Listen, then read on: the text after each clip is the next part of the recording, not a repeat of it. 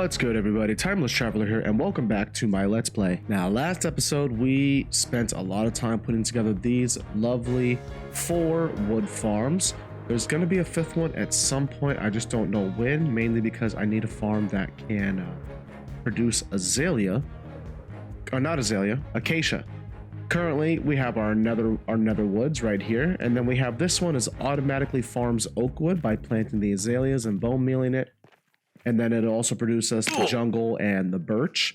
But I also want to make sure that I have a farm for acacia.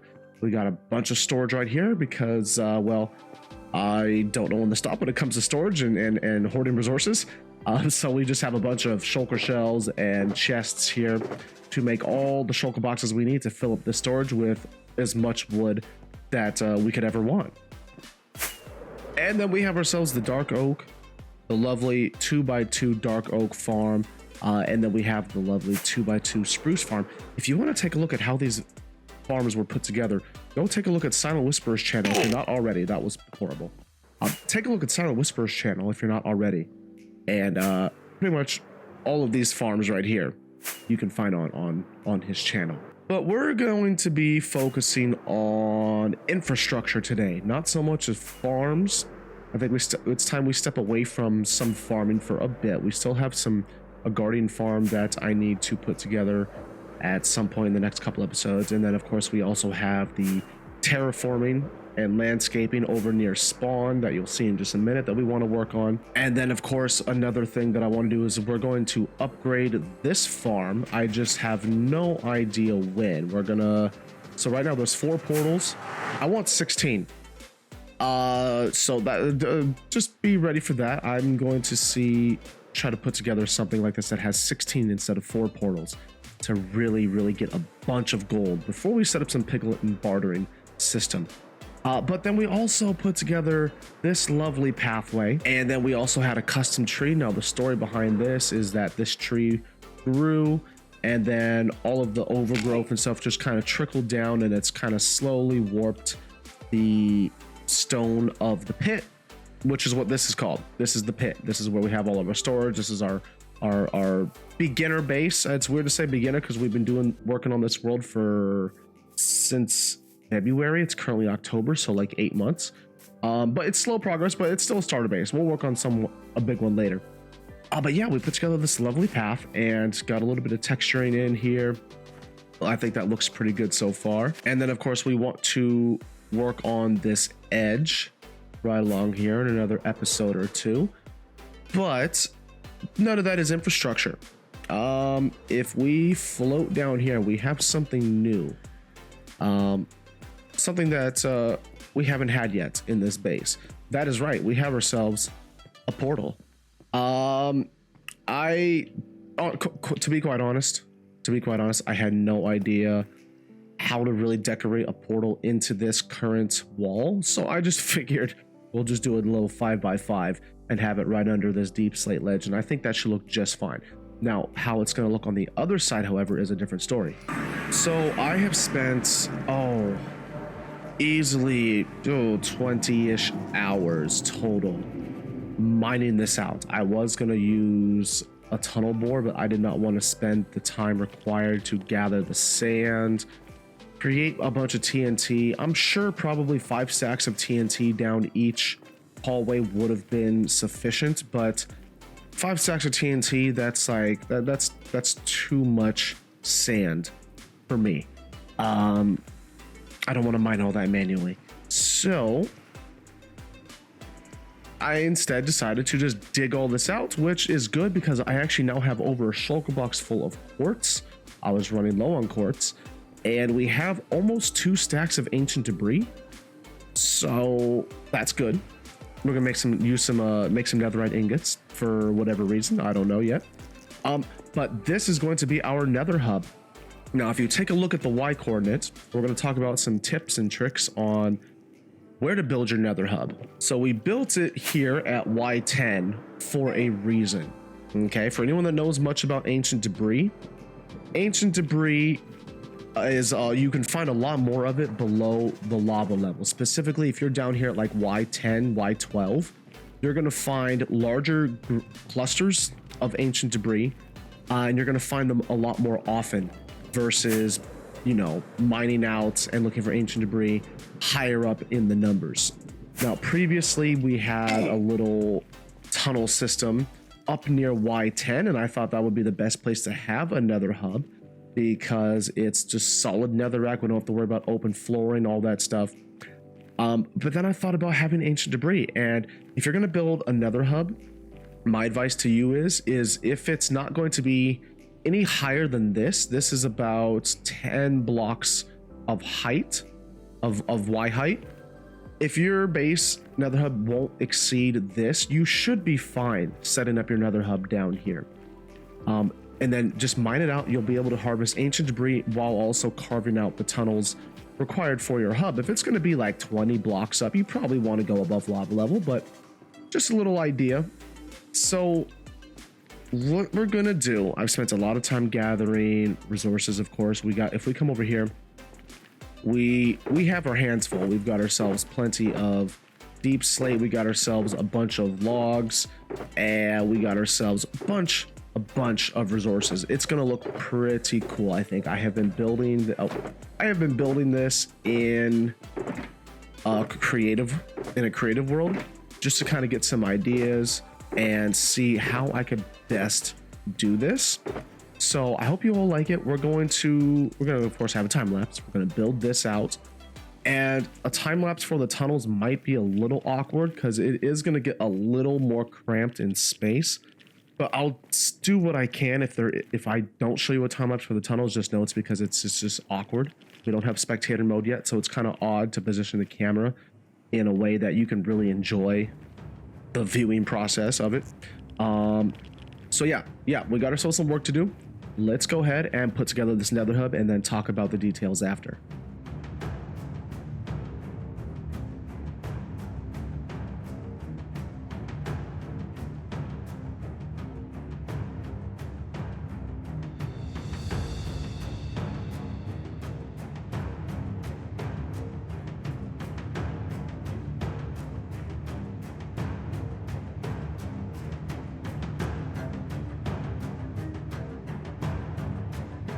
And that pretty much wraps it all up. We got the whole Nether Hub put together. The tunnels go out by about 500 in each direction. Suffice it to say, this was a very long project, much longer than I expected. Part of it was because of some of the level of detail here, going out 500 blocks and then just going one row at a time with just your slabs all the way down, all the way back, stairs all the way down and back, bricks all the way down and back. Most of it was easy. Placing walls is a pain. I don't know how many of you lay down long lengths of wall for any of your builds, but I'm pretty sure you know what I mean. When you lay these down, because of how they're designed and shaped, sometimes it will stick out in a funny way when you're trying to do a straight line. Also, because of Bedrock, we have this glitch or this bug when you're placing blocks vertically, and if you get it at just the right angle, it'll actually, when you're placing blocks horizontally, you at some point you're placing the blocks down, and then out of nowhere they just shoot up vertically and stack up like 4 blocks. It's annoying. I don't like it. It slowed down the building process a lot. But I'm liking the tunnels. I'm liking how this turned out. It was a little more expensive than I originally planned. I didn't end up having to gather more resources. All the shulkers that we had here earlier were more than enough, actually. Most expensive thing probably was the redstone lamps. I used easily almost an entire shulker box of redstone blocks and then broke it down into the dust. I combined it with a whole shulker box of glowstone to make the lamps. But right on top, we have, the redstone dust on top, powered by redstone blocks. So that's how all these are on. I didn't use levers. That would have been silly. I just have a line of dust running through here. And then it didn't really come out as well as I planned. When I was building this in creative, I think just because of how the lighting was affected, I don't know what changed, but these were actually a little bit darker than the shroom lights. And what would happen is that it's because they're similar textures, similar, you know, shapes. These actually kind of look like shroom lights, but like with the lights turned off. So it doesn't show it as well for some reason on the survival world as it did the creative practice world, but it kind of still has, it changes up the variety, gives a little bit more variation, I think. But I was hoping that it would still appear a little bit darker, so it would look like the lights were turned off for those ones, like just burnt out bulbs kind of. And as you probably may have heard just a moment ago, there are in fact mobs up there. Yep, we got ourselves the magma cube. None of these are spawnable blocks. That's the beauty of this Nether Hub, and that's also another tip for anybody that's building a Nether Hub. Make sure you are using non-spawnable blocks, because you will get some uninvited guests. If you have space above or outside the walls, they will spawn, which is what's happened in my case. We have some space all around here, so there's going to be mobs filling up. I think it's going to add some nice noise to the environment, but they never spawn here, so we never have to worry. There's no ghasts, no piglins. We can hear them, but they won't spawn here. It's perfect. These are all bottom slabs. These are stairs, and I thought that mobs would spawn on packed ice. At least that's what happened in my previous experience in building like a Nether highway. It doesn't seem to be the case now. I think because we have all these light sources, it's still too high of a light level. That's my guess. I could be wrong, but yeah, let me know if that's the case. And then as far as the look of the coloring, I wanted to try to have like a micro biome in each corner, but then I would just be repeating what I did in a previous season of my SMP, where I had like a one biome in every corner, a soul sand valley, a crimson and all that stuff. No, I just decided to make use of all of the logs because I have shulker boxes of wood now. It's such a great setup as far as resources go. I wanted to try to experiment more with some of the nether blocks because I never got to use these before. So we have the crimson and the warped trapdoors and hyphae and nylium all coming together. Oh, and also the warp blocks all coming together to make a nice decent little look. It's not too bad.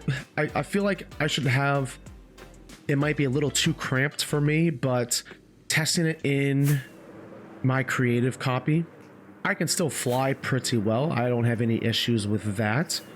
And then once I get a boat set up, then we can just kind of, you know, speed through here even quicker if I don't want to fly. Now, while this is pretty much most of the work done, we still aren't done with this project as a whole. I mean, so we have the infrastructure for the main cardinal directions coming out from the center of the portal, right? But you'll see we have these signs here. For example, the signs are going to let us know what's down there, what's down that tunnel. So I have all of my other coordinates marked out, like my gold farm, my industrial farm, the end portal. The portals are already built in the nether. They're just like 100 blocks above, because remember, we were previously up there for our starter-ish nether hub. Now that we're down here at Y10, we basically have to put those portals down here and then break the ones that are up there. And by setting this up, what I would do is we would just take out a space of 5 blocks and then tunnel into the next portal. You'll see what I mean, I think, if I do the next bit of this project on camera. Because basically, well, you're going to go down these tunnels, say we're going to the gold farm, and then we'll turn here, boom, and then we'll go down another length of blocks, and we'll be at the gold farm, for example. So we still have the side tunnels, I guess, to put in, and based on how it took to put this together, time and resource wise, we might do something different for the side tunnels. We might still stick with the wood, because I mean, I don't have to worry about wood. That's not an issue for me anymore. So I might stick with the wood pathway on the side and then do some other sort of texture for the rest of the wall, the floor, and the ceiling. But that's just a little bit of, just a smaller bit of work that has to be done for the Nether Hub to be truly complete. But that's gonna wrap it up for today, everybody. Thank you all again so much for watching. I am Timeless Traveler, and this was my Let's Play. Let me know down below what you think of the layout and design of this Nether Hub, and also we have 1.20 coming right around the corner. We're testing out features now. If you haven't already seen the video of me trying out the features in the beta, go ahead and watch that.